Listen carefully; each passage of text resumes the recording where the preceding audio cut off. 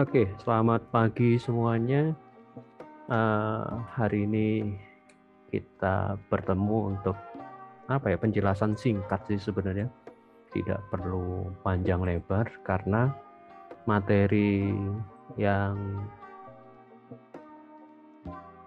dilakukan atau yang akan kalian lakukan setelah UTS sudah saya upload di e-learning. Bentar, saya share screen dulu. Jadi di e-learning itu sudah ada pertemuan setelah UTS. Jadi ini ada olah bentuk, ada tugas ketiga yaitu transformasi kerangka kubus, kemudian ada teori ruang positif, ruang negatif, kemudian tugas keempat transformasi bidang kubus atau box ini. Kalau jadi yang tiga adalah kerangka, nanti ada penjelasannya. Yang kerangka, kemudian yang keempat lebih ke bidangnya. Ada satu materi teori yang belum saya unggah, belum saya rekam juga, yaitu komposisi dalam perancangan arsitektur. Karena teori ini atau materi ini akan mengantar kalian untuk tugas besarnya, tugas yang untuk ujian akhir semester. Jadi secara teoritis, secara bekal materi sebenarnya sudah siap, tinggal kalian eksekusi lebih lanjut. Hanya saya utang pada komposisi, mungkin dalam minggu-minggu ini akan saya selesaikan. Kemudian pertemuan ke-15 ini judulnya treat itu lebih kepada asistensi sebelum ujian akhir semester. Tapi pada pertemuan hari ini, kenapa saya dan Bu Lili ngadakan kelas online ini untuk menjelaskan apa sih maksudnya dari tugas ketiga dan tugas keempat, dan bagaimana teknisnya masing-masing kelas, tapi lebih ke apa sih maksud dari tugas ketiga dan tugas keempat. Sementara itu yang bisa disampaikan tentang permaterian di PA1 setelah UTS. Kemudian saya coba masuk untuk kejelasan dan detailnya, silakan kalian klik aja di sini. Kalian bisa tonton bolak-balik, tidak harus sekarang. Cuman saya akan lebih menjelaskan apa sih ide dasarnya dari tugas ketiga dan tugas keempat dibanding dengan tugas pertama dan kedua. Oke, kita masuk ke olah bentuk.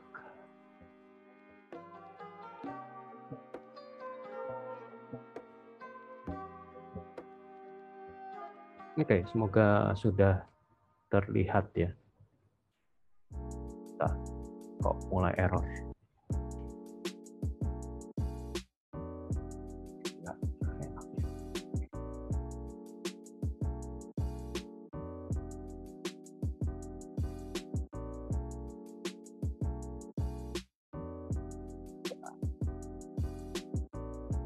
Kalau nggak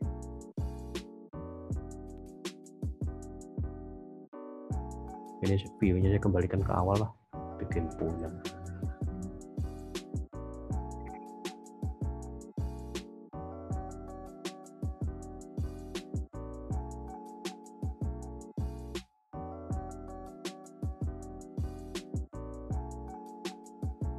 Oke, terlihat ya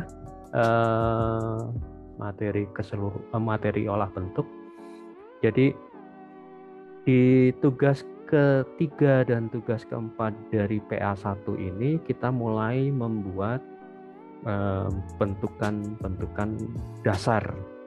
Di bentukan dasar itu ada yang terungkap di buku FD Kacing, itu ada sebenarnya dasarnya lingkaran, kemudian ada bujur sangkar dan segitiga. Penjelasan detailnya ada di web e-learning, di e-learning itu tinggal kalian klik. Ini kemudian idenya lebih ke bentuk 3 dimensi. Kalau di tugas pertama dan tugas kedua benda atau objek yang natural, objek yang alami, tangan kalian dan daun, itu salah satu contoh aja. Nah, di sini kalian akan mulai membuat jadi man-made bentukan atau objek yang buatan. Untuk kali ini fokus utama adalah pada kubus, dan kubus tersebut kenapa kubus? Karena bentukannya 3 dimensional. Jadi secara arsitektural, bentuk arsitektural itu tidak mungkin bentuk yang 2 dimensi. Itu sangat jarang bentuk 2 dimensi menjadi bentukan arsitektural, pasti bentuk 3 dimensi. Ini kaitannya dengan teori ruang positif dan ruang negatif. Silakan kalian lihat lebih lanjut. Kemudian ini beberapa contoh ke bentukan solid, bentukan 3 dimensi, baik dari kubus, kemudian piramid, bahkan ada yang bola. Jadi bukan hal yang aneh atau bukan hal yang tabu ketika bentuk bola menjadi bentukan arsitektur, tapi kita fokus coba melihat pada bentukan yang kubus tadi. Jadi ini beberapa contoh yang bisa menjadi inspirasi kalian dalam membuat tugas ketiga dan tugas keempat. Kemudian ini beberapa teorinya, silakan kalian baca kembali buku FD Kaching. Di situ ada beberapa ide dasar atau beberapa transformasi yang bisa kalian gunakan untuk menggarap tugas 3 dan tugas 4. Buku FD Kaching juga sebenarnya menjadi dasar, menjadi panduan awal untuk eksplorasi bentuk lebih lanjut di perancangan arsitektur di semester depan. Bahkan sampai tugas akhir, saya selalu meminta mahasiswa tugas akhir untuk melihat kembali, tidak hanya hanya sekedar berangan-angan atau berimajinasi tanpa dasar. Buku FD Kaching bisa menjadi dasar, walaupun itu bukan buku satu-satunya, tapi bisa menjadi sumber inspirasi dasar awal. Ada ruang dalam ruang dan segala macam. Kemudian ini bisa menjadi beberapa sumber inspirasi kalian ketika menggarap tugas ketiga dan tugas keempat. Oke. Detailnya silakan kalian tonton aja di video yang sudah saya centolkan di e-learning. Oke, saya lanjut ke sini. Ide dasarnya adalah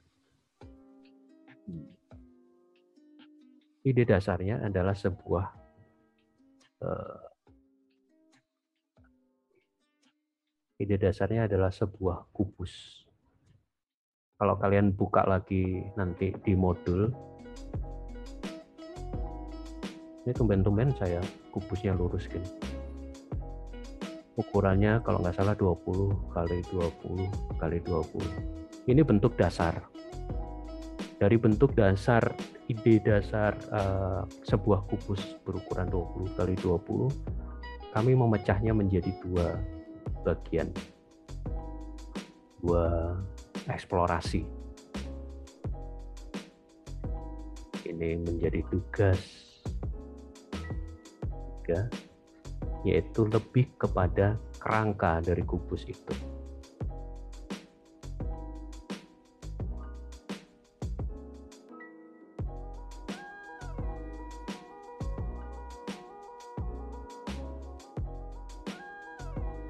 Saya agak pelan-pelan karena tidak biasa. Jadi dasar kubus itu melihat dari kerangkanya. Lalu tugas 4 itu justru dari bidangnya.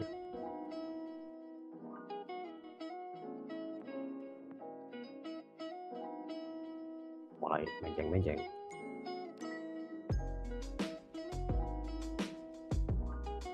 Itu ada bidangnya, katakanlah seperti itulah.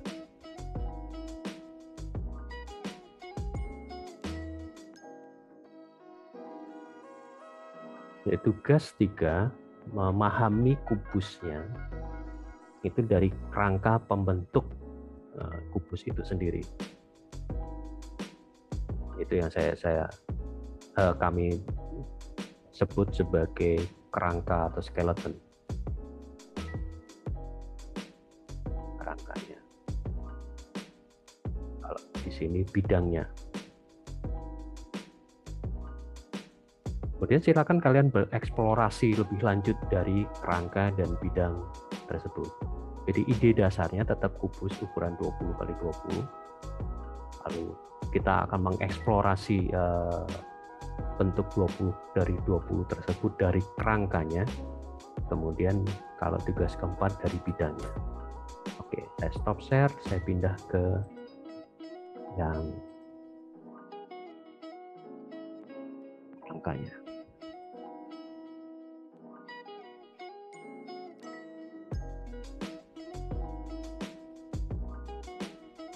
Oke, ini dari kerangkanya. Nah, ini kan ukuran tadi, ukuran kubus yang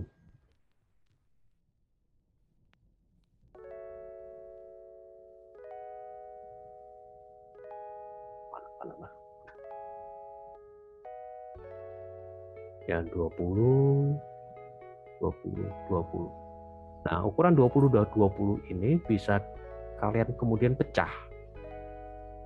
Karena yang digambar ini ukurannya dibagi 3, 20 dibagi 3, atau kalau mau lebih gampang yang ini deh.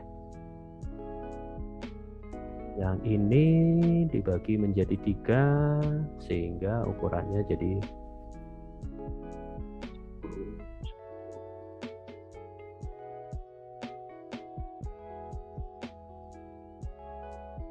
lalu ada yang dibuang.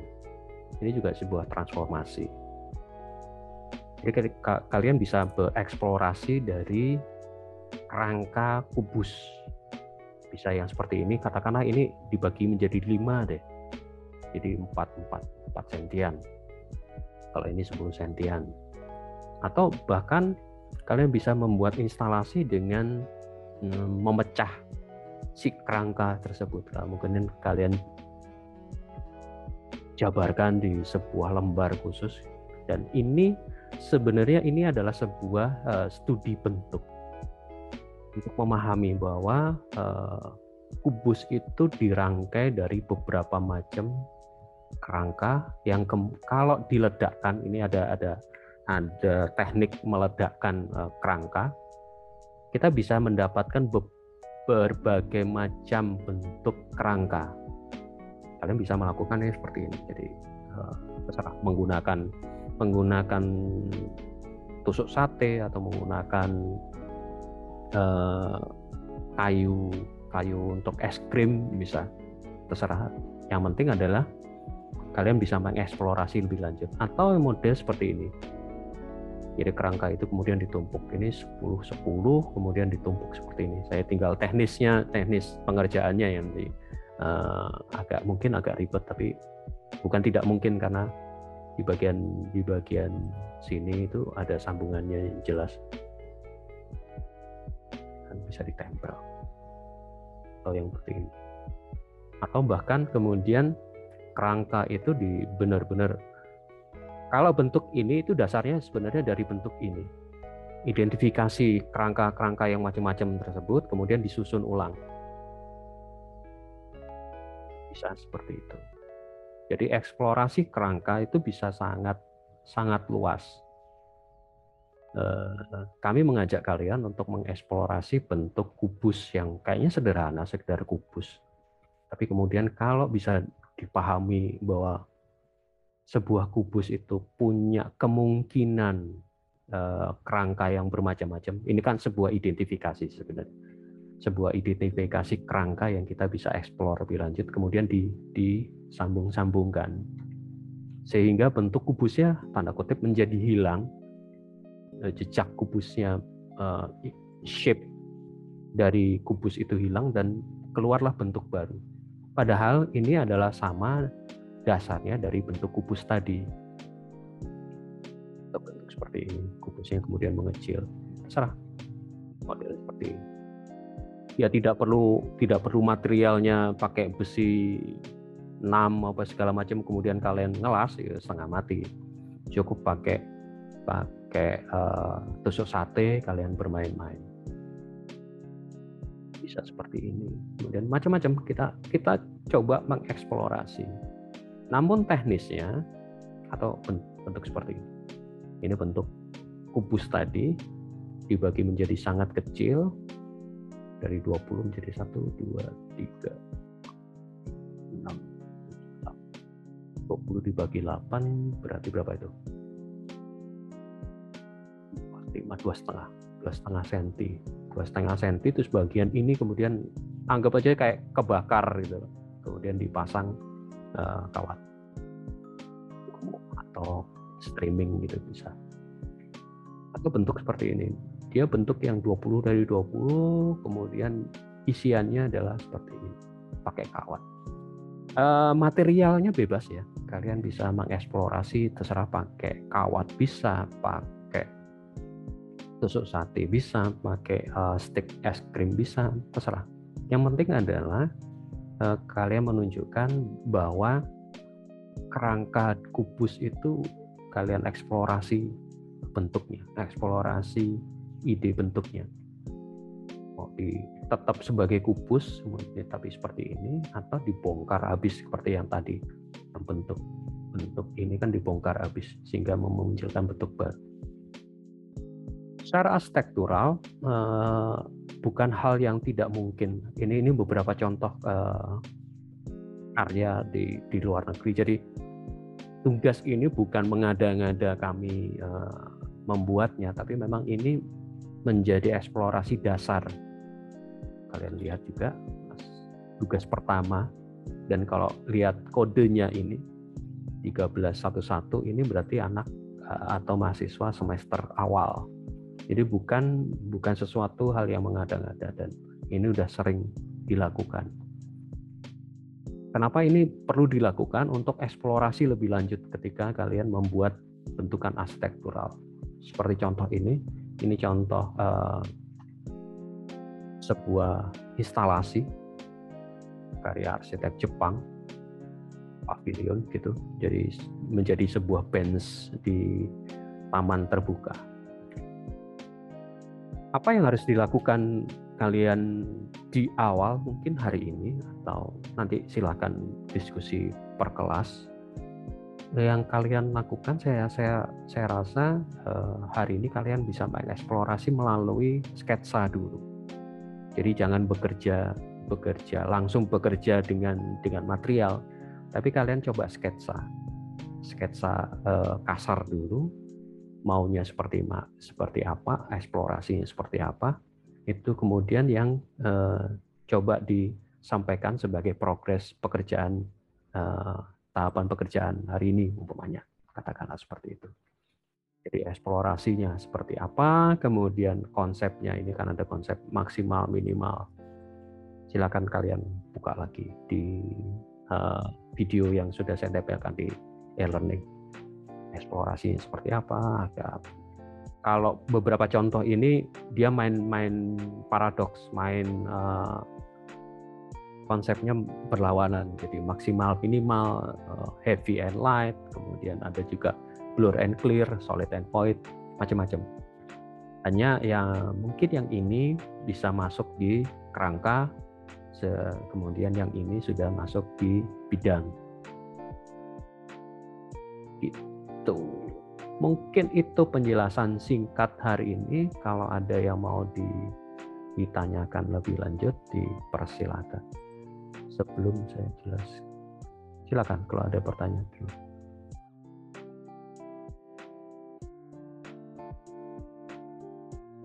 Oke, ada lagi pertanyaan?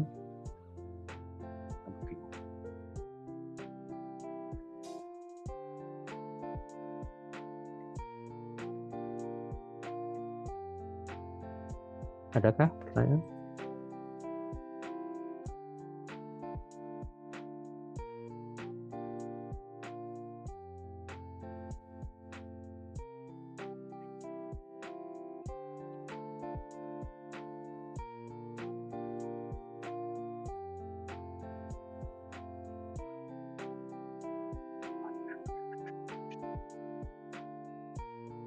Bentar, kalau saya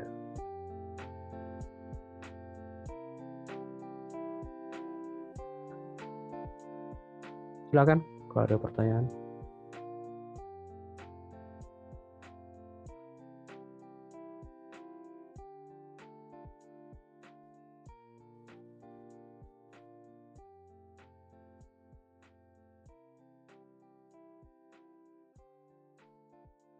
Cukup jelaskah? Cukup jelas atau cukup bingung maksudnya?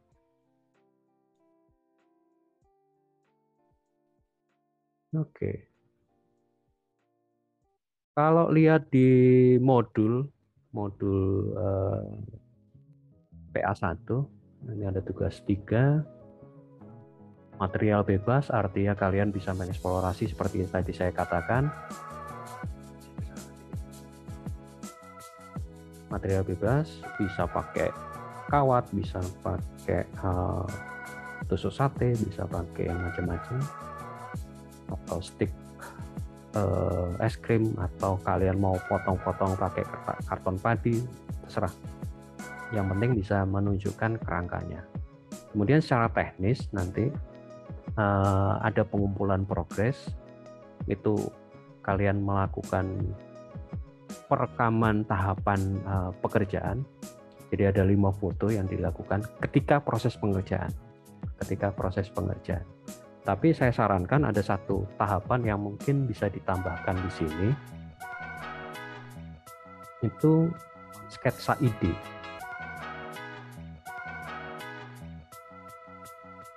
Ini jujur saya kemarin agak kelupaan sketsa ide. Sebelum kalian mengerjakan, kalian dipersilakan atau mungkin sebaiknya kalian sketsa dulu dari bentuk 20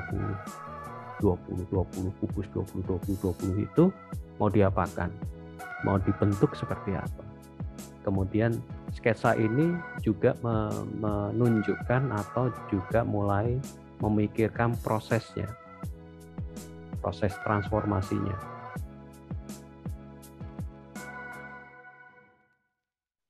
Proses transformasinya seperti apa? Karena yang 20 kali 20 tadi itu diapakan? Apakah dibagi menjadi 4 bagian, dibagi menjadi 5 bagian, sehingga ada modul 4 kali 4 kali 4, atau kalau nggak mau angka 4 ya udah dibagi menjadi 4 bagian menjadi 5 kali 5 kali 5, kemudian disusun seperti apa, itu proses transformasinya. Jadi sketsa ide tidak hanya menyampaikan bentuknya, tapi juga sebaiknya ada proses transformasinya. Dari bentuk dasar 20 kali 20 kali 20, kalian mau apakan? Kalian mau pecah-pecah? Tidak harus dibagi modul. Kalian mau bongkar ide bentuknya. Terus bagaimanakah proses penyusunan? Ini di sketsa ide. Jadi ada satu tahapan yang sebaiknya kalian lakukan. Lalu ketika proses pengerjaan baru masuk yang seperti ini.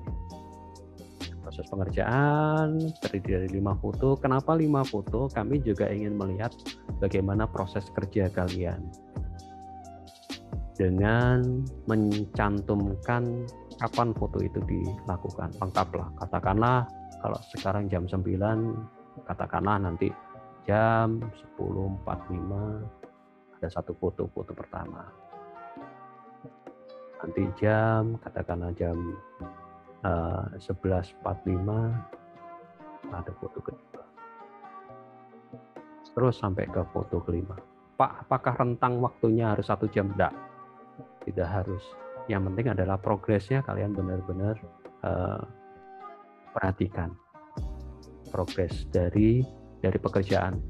Meskipun 1 jam, kalau progresnya sedikit ya sudah bisa aja kalian setiap 1,5 jam ketika progresnya mulai kelihatan. Tapi kami harap adalah ada 5 foto. Kemudian hasil akhirnya baru kalian bisa foto dengan terserah mau pakai pencahayaan seperti apa. Begitu. Jadi ada sketsa ide, ada proses pengerjaan, dan ada hasil. Minggu ini mungkin hari ini bisa mulai dengan sketsa ide, kemudian minggu depan ada proses pengerjaan dan tahapan akhir dari pekerjaan. Jadi minggu depan bisa mulai full untuk mengerjakan kerajinan membuat kubus itu. Hari ini silakan kalian brainstorming, kalian bikin sketsanya dulu. Nanti khusus di kelas C seperti biasa masukkan di folder Google Drive untuk progres sketsanya. Nanti mungkin juga di web e-learning saya masukkan ada progresnya. Jadi ada folder untuk progres, kemudian di progres sketsa, kemudian minggu depan ada progres pengerjaan dan final project-nya. Mungkin itu yang bisa saya sampaikan dari saya. Ada tambahan, Bu Lili? Tidak ada, Pak. Cukup. Oke. Silakan kalau ada pertanyaan dari mahasiswa. Masih bingung apa segala macam. Silakan.